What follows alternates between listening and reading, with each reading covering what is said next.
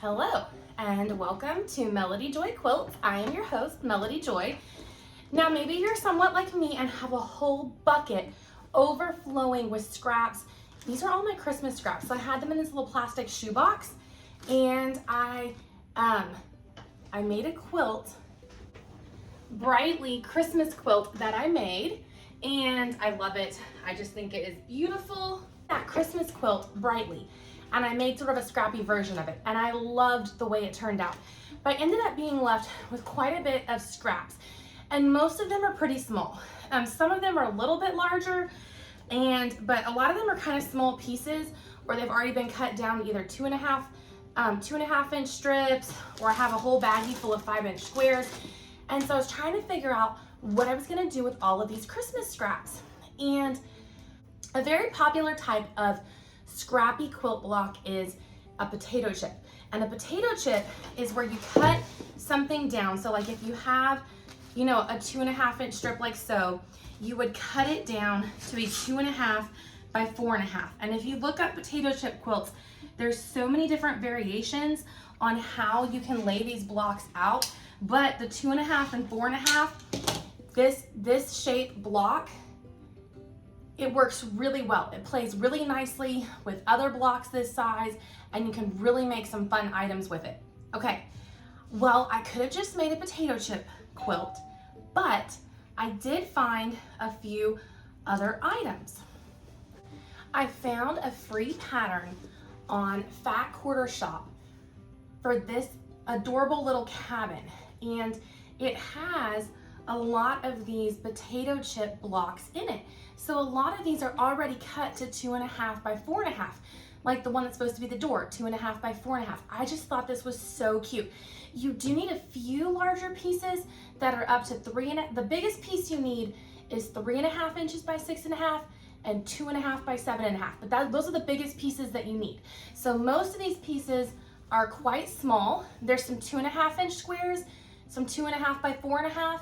This bigger roof piece was 3.5 by 6.5, and this one across the top was 2.5 by 7.5. So really great way to use your scraps. And what I did was I added a little fabric hook here when I added my binding, and I added some little pockets here. So you can put a little wooden dowel across the top, and then you can hang it, and it will hang really nicely. It will make a nice little wall hanging. So I just thought this was a good use of all of my Christmas scraps. So I want to show you how to make one. I will put the link in the description to the free pattern. It is, I believe, called Brickhouse, and it is from Fat Quarter Shop. This is 2.5 by 7.5, 2.5 by 2.5, and a 2.5 by 4.5. And we're going to sew these three together right here. And this is going to make the front part of our sky, our chimney, and our other sky corner.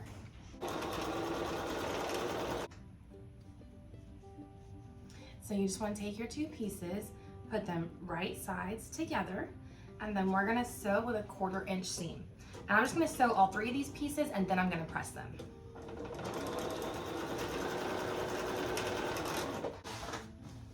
Get my little ironing board back over here. Okay, so I am just going to press. I'm going to press both of these towards the red, just so that you eliminate potentially anything showing through the back.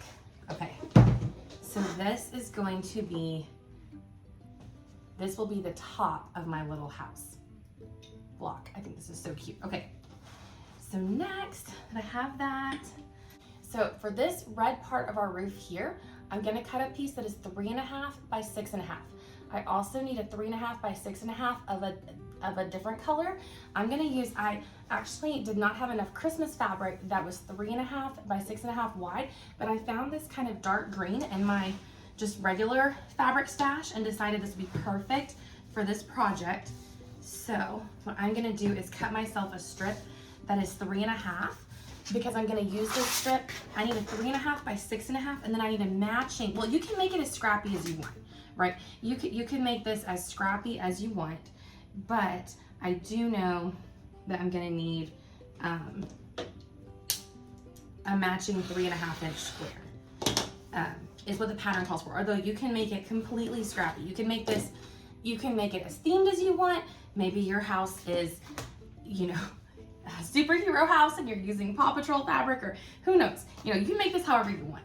I actually have some other like winter themed fabrics that have light blue and snowflakes, and I was thinking it'd be fun to almost make a wall hanging that had the light blue fabric with silver snowflakes kind of sprinkled across the top, and then maybe make like 3 cabins. And then I was even thinking about possibly like offsetting them. Like I just think that this is just such a fun block, and it's very scrappy. And then I started thinking about kind of all different kind of ways where you could play around with it and make it, you know, unique or different, or but I was thinking about something with snowflakes, and I have some penguin fabric, and I was like, maybe we'll have like a little penguin snowflake village. I don't know, something fun. Okay, so I have cut this strip to 3.5 inches. The next thing I'm gonna do is cut a 3.5 inch square off of this. So I need a 3.5 inch square.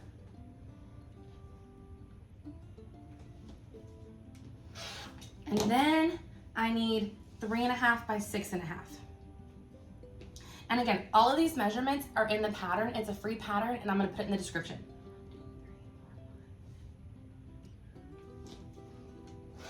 Okay, so now I have this one. What I need to do next is I need some background, which I had used this little white with gold stars, but I don't think that was, is this gonna be enough? Ooh, this might be just enough. Okay, I'm gonna use some of this, because I need to cut this down. I need a 3.5 inch square. Again, I'm really trying to just use up Christmas scraps that I have. Okay, now, on the back, I need to make this a square. 3.5 inch square.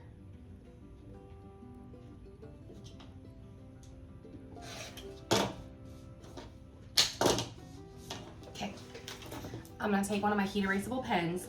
I'm gonna take my square, I'm gonna lay it pretty side down so the wrong side of the fabric is up, and I'm gonna draw a line going from diagonal to diagonal across this block. Okay. So now I have a 3.5 inch background square with a diagonal line from corner to corner. I'm gonna take one of my 3.5 by 6.5 inch pieces, and I'm gonna lay this on one side. Now, what I wanna do is lay it down on one corner, and the line is going from the middle down to this corner, so that later, once we're gonna stitch right along that line that we drew, then we're gonna fold it back so that it ends up looking like this. Okay, so what I have done is I laid it on there, and then I sewed right down that line. So now the piece is attached to our other piece, and now when you lift and fold this back, you're left with a shape that looks like this. So now I just need to iron this. But in this case, sometimes we tell you to sew away from a 1/4 inch away from the line, but in this case you want to sew directly on your drawn line. This is called snowballing a corner, or stitch and flip. Once you have ironed it nice and flat, you're gonna lift just this top layer. There's 3 pieces back here. The original green rectangle, this is the square that we put down like this and sewed, and then we ironed this down. We're gonna lift this top edge, and we're gonna cut about a 1/4 inch away from this line. This is gonna remove the bulk, okay? So we're just gonna remove that, and now we have our little piece. Isn't that cute? Okay, so what we have so far is this is our winter sky, our chimney, and now we have done one part of our roof. So this is gonna be part of our roof, and it has the little, this is the slant of the roof. So we've made now this first piece here with that roof slant. That's what this one is gonna be right here, is gonna be part of that roof slant. We now need to work on this red part of our little cabin. So this actually becomes almost like a flying geese, because you have a stitch and flip corner here with the white and a stitch and flip with the dark green. So we're gonna add both of those corners. So this is gonna be 3.5 by 6.5, 3.5 and 3.5 inch squares.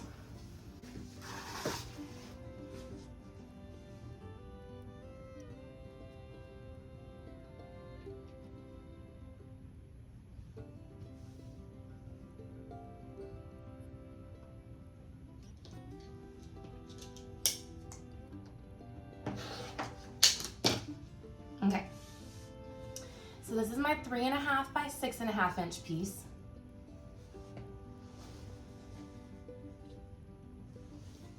Okay. I think this will be big enough. I'm just literally digging through my scrap pile trying to find pieces that I think will work for this. So I'm just gonna cut a 3.5 inch piece off of the end of this. This is sometimes some of my favorite kind of sewing, is trying to figure something out as you go.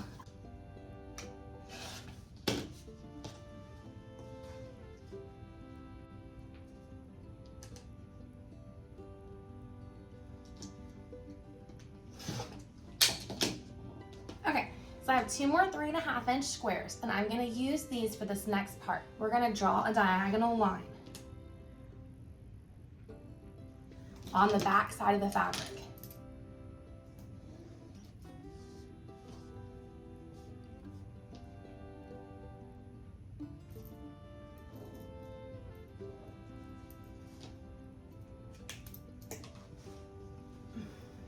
So right here, there's a green diagonal and I used white.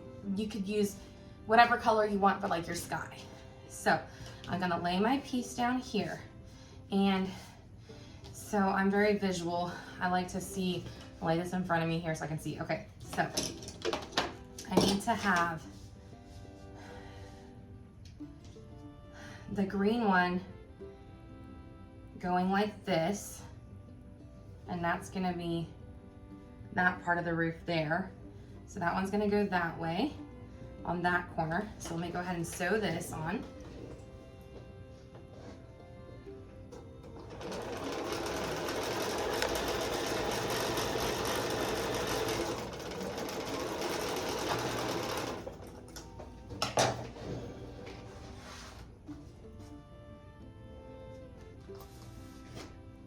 I am just gonna iron just at the seam. I'm gonna fold this part back. So now I have something that looks like this. The next step is gonna be to lift and trim these corners that are underneath. So I'm just gonna trim those away. Okay, and now I need to add my stitch and flip corner on the other side. So it's gonna be the other side of our little roof. So it's gonna end up making this really pretty shape like this. So you're gonna end up having a diagonal, a triangle basically, okay? So I'm gonna lay this down the other corner and then I'm gonna go sew this one together. Just making sure it's lined up as best as I can get it. And it's gonna overlap a little bit here at the point. It is gonna overlap a little bit and that's okay.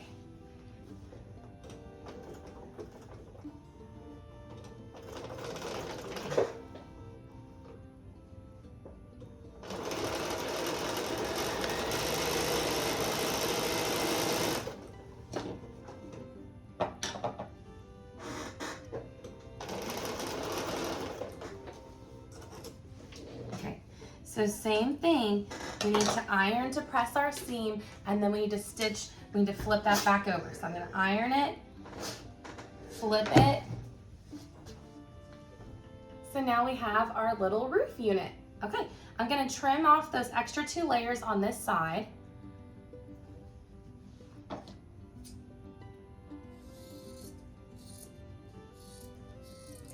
So you see how quickly this comes together. Okay. So here's our 2 roof pieces, okay? So I'm gonna put the 2 green sides together, and so this is the top of our roof, isn't it nice? Okay, so I'm gonna just flip this over, and I'll just sew these 2 pieces together.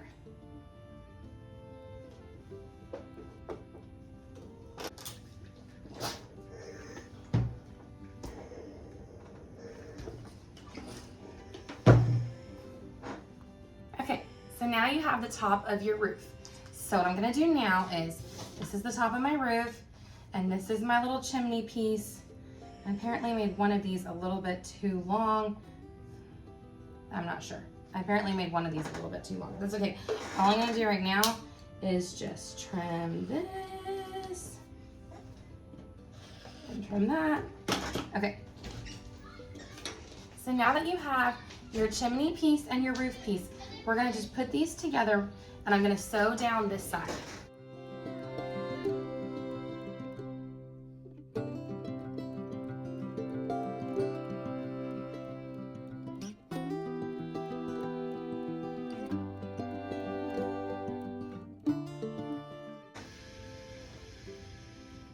that's the whole top of our roof. Isn't that cute? Okay, so now the next row in here is gonna be basically 2 potato chip blocks and then 2 2.5-inch squares. And the potato chip block is the 2.5 by 4.5. So basically the whole rest of the bottom of this quilt is just 2.5 and 4.5-inch pieces, and you just have to play around with them and decide, you know, I have so many different Christmas scraps in here, and there's not like a right or wrong way to it, but just finding your different pieces to piece the bottom part of your house. And I feel like not messed up, but like this fabric and then the door fabric were the same. So I kind of on this next one want to make sure that I don't do this, so that it's a more distinctive door. So next I just started pulling pieces out of my scrap bin and ironing them. I had a lot of strips that were already cut into 2.5-inch wide, but all different lengths. And so I started cutting as many 2.5 by 4.5-inch strips as I could. And then when the strips got too small, cutting them down to the 2.5-inch squares, because you need both 2.5 by 4.5 and 2.5 by 2.5 for the whole bottom of the quilt. This next part is really quite fun because you just get to dig through your scrap pile and choose any colors that you want. And the rows are very simple sewing. If you've done any quilting before, you're just making straight rows, and you know the pattern will tell you how many are in each one. Some of them are 3 of the 2.5 by 4.5-inch.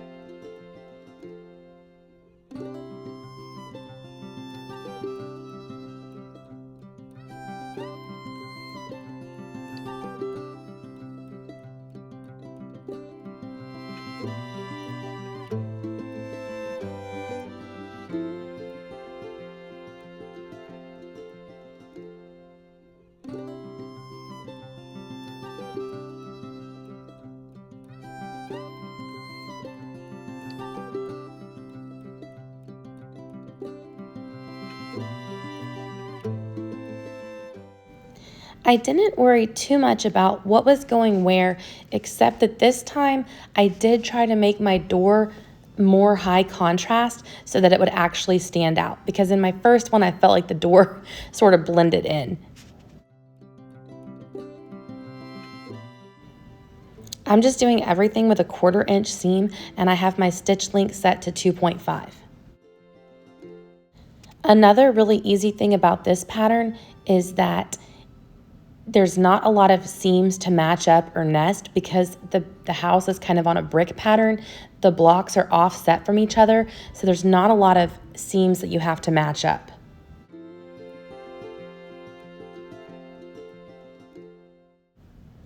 I mainly just tried to make sure I didn't have any of the same 2 colors touching, and as long as the colors were different beside each other, then I was pretty happy with it.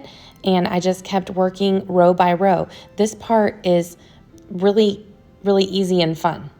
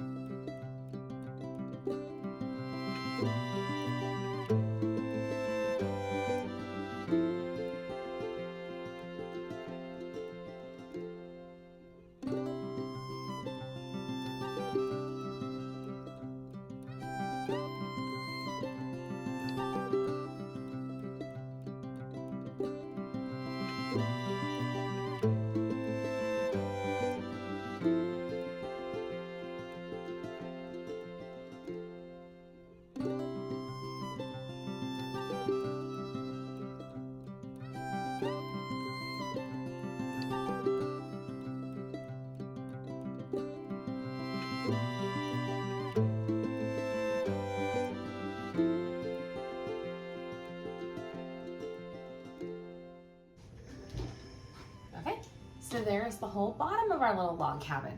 So now we have the bottom and we have the top, but actually we need just one more row in here. So I'm thinking we could possibly do something like this. Love that one. Maybe one of these. This one. Find one more like that has some red in it. Let's see here. Like that.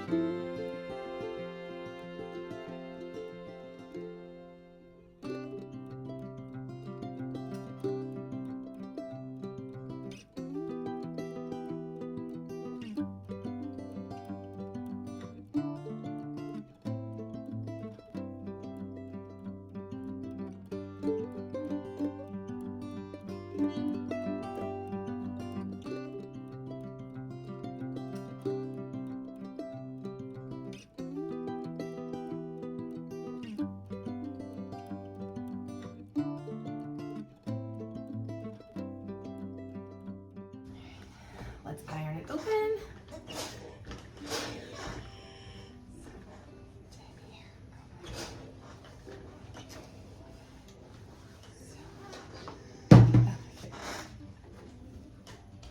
How cute is that? I think it's so cute. I think it's so fun. Okay, so what I did to make this little wall hanging was I found some scrap batting and I added some scrap batting, made a little quilt sandwich. And then I just used some red, sort of a glittery red fabric on the back. And then I added these little tabs here. So I'm gonna go ahead and make a little quilt sandwich, quilt it up, and I will show you how to do it. Okay, so what I've done here is I found a piece of dark green fabric for the backing, and it was just barely big enough. And then I was able to cut a piece of scrap batting to about the right size. And I'm laying this so that I made my little quilt sandwich here. And I need to kind of just make sure that this is all sort of lined up as good as I can get it. Okay, so I've got the pretty side out down here, my batting, and then the top of I'm gonna switch this out for this foot. I'm gonna put a walking foot on. This will make it much easier for me to do some stitch lines.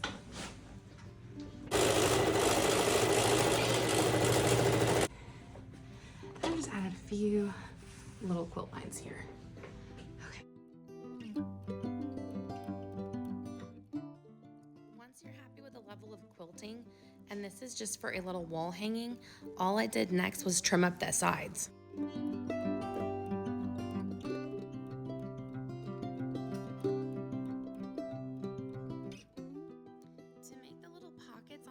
The dowel rod, you're gonna cut some 4-inch squares and you're gonna iron them in half diagonally, and then you're just gonna stitch them down to the corners, and you're gonna do that before you put the binding on.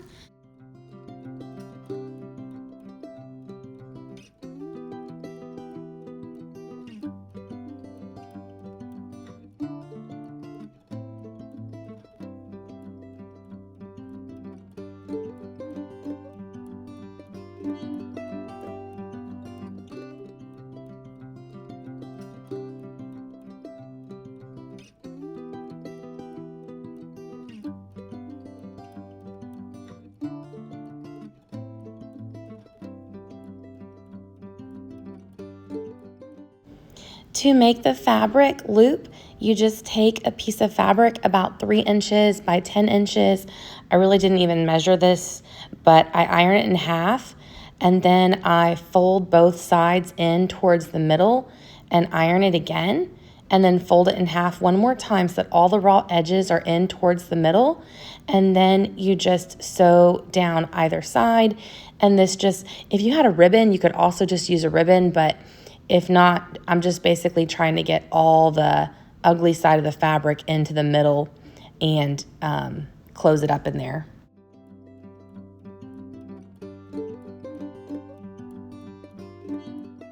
The last step is just to attach your binding. So I'm just ironing my binding. I'm ironing the seams open, and then I'm gonna iron the binding in half, wrong sides together so that the nice side of the fabric is on the outside.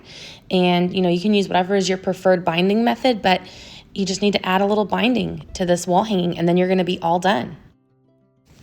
I just machine stitched it to the front and then folded it over and machine stitched the binding to the back. When you get to the place where you have sewn on your little loop, I just kind of basted it on. I'm gonna pin it down because you don't wanna sew it up right now or your binding won't be able to fold to the back. So just pin that little loop out of the way.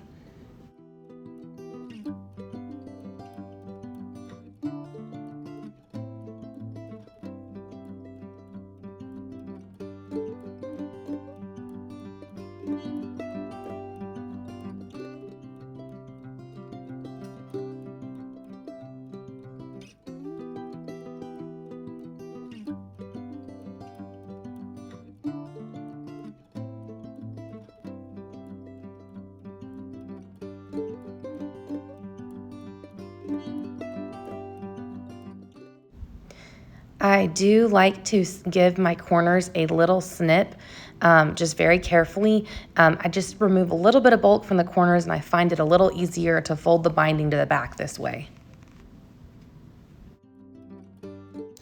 I was using white thread because that's what I already had loaded and ready to go in my machine, but I think I would have been a little happier with the results if I had switched to like a dark green or a different color thread. The white was really high contrast in the dark green, and so it showed every little imperfection. I think if I would have picked a dark green thread, it just would have blended better.